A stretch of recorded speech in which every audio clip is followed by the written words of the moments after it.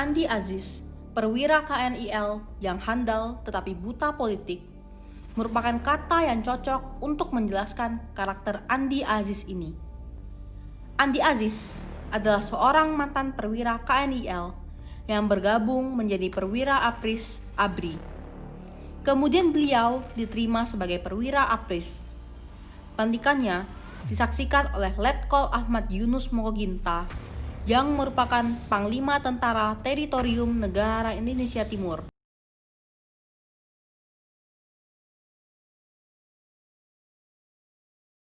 Yang melatar belakangi peristiwa pemberontakan Andi Aziz adalah 1. Timbulnya pertentangan pendapat mengenai peleburan negara bagian Indonesia Timur ke dalam negara RI. Ada pihak yang tetap menginginkan NIT tetap dipertahankan dan tetap merupakan bagian dari wilayah Republik Indonesia Serikat. Sedangkan di satu pihak lagi menginginkan NIT melebur ke negara Republik Indonesia yang berkedutaan di Yogyakarta. Yang kedua, ada perasaan curiga di kalangan bekas anggota-anggota KNIL yang disalurkan ke dalam Angkatan Perang Republik Indonesia Serikat, APRIS atau TNI. Anggota-anggota KNIL beranggapan bahwa pemerintah akan menganaktirikannya, sedangkan pada pihak TNI sendiri ada semacam kecanggungan untuk bekerja sama dengan bekas lawan mereka selama perang kemerdekaan. Yang ketiga, menuntut agar pasukan bekas KNIL saja yang bertanggung jawab atas keamanan di negara Indonesia Timur. Mempertahankan tetap berdirinya negara Indonesia Timur. Pada awal April 1950, pemberontakan Andi Aziz terjadi di Makassar, ujung Padang, Sulawesi Selatan. Pemberontakan ini dipimpin oleh Kapten Andi Aziz.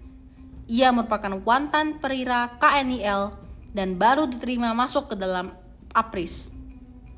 Andi Aziz bersama gerombolannya ingin mempertahankan negara Indonesia Timur, bertujuan untuk mempertahankan NIT. Dalam aksinya, Andi Aziz tidak bergerak sendiri, tetapi dibantu juga oleh Sultan Hamid II dalam pemberontakan APRA dan Belanda. Pasukan-pasukan Andi Aziz diarahkan pada posisi siaga dan siap tembak ke arah kapal yang mengangkut TNI dari Jawa. Andi Aziz bahkan juga dibantu sebuah pesawat pembom B-25 Mitchell. Aziz menyuruh Mokoginta untuk mengatakan pada pasukan agar jangan mendarat. Karena situasi genting, kapal Wekelo dan Bonteko berisi 1.000 prajurit TNI Batalion Worang harus berbalik arah dan menurunkan keluarga para prajurit yang ikut di kapal ke Balikpapan. Pada tanggal 5 April 1950, anggota pasukan Andi Aziz menyerang markas Tentara Nasional Indonesia yang bertempat di Makassar, dan mereka pun berhasil menguasainya. Bahkan, Letkol Mokoginta berhasil ditawan oleh pasukan Andi Aziz. Akhirnya, Insinyur P.D. Diapri, Perdana Menteri NIT, mengundurkan diri karena tidak setuju dengan apa yang sudah dilakukan oleh Andi Aziz, dan ia digantikan oleh Insinyur Putu Hena yang pro-RI. Pada tanggal 21 April 1950, Sukawati yang menjabat sebagai wali negara NIT mengumumkan bahwa NIT bersedia untuk bergabung dengan NKRI atau Negara Kesatuan Republik Indonesia.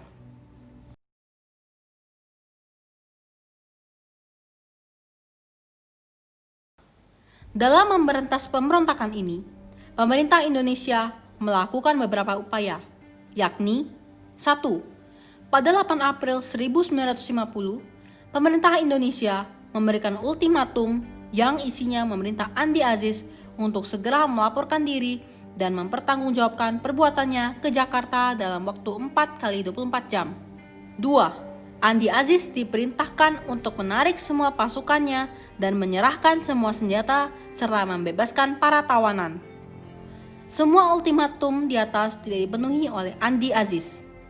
Untuk itu, pemerintah Indonesia pun mengirim pasukan TNI di bawah pimpinan Kolonel Alex Kawilarang Pertempuran pun terjadi pada tanggal 26 April 1950.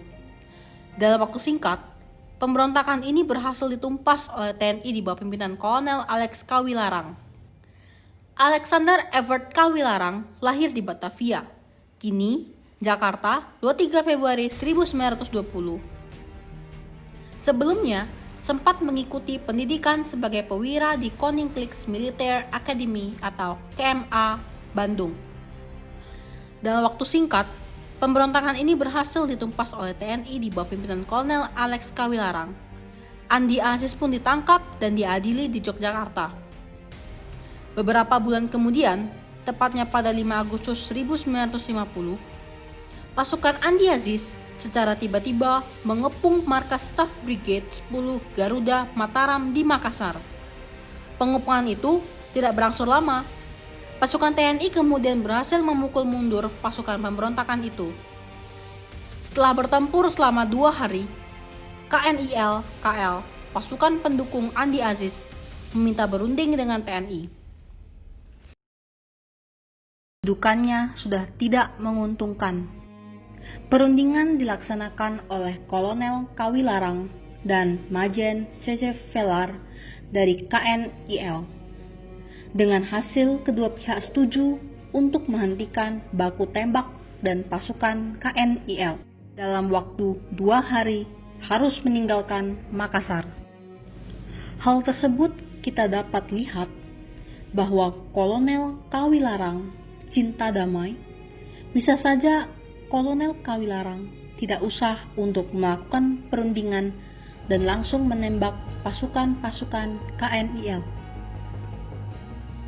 Kolonel Kawilarang pun juga lebih memilih untuk mendengarkan alasan kenapa KNIL melakukan perundingan dengannya, yang berarti Kolonel Kawilarang menghargai pendapat orang lain walaupun Majen C.C. Velar adalah musuhnya.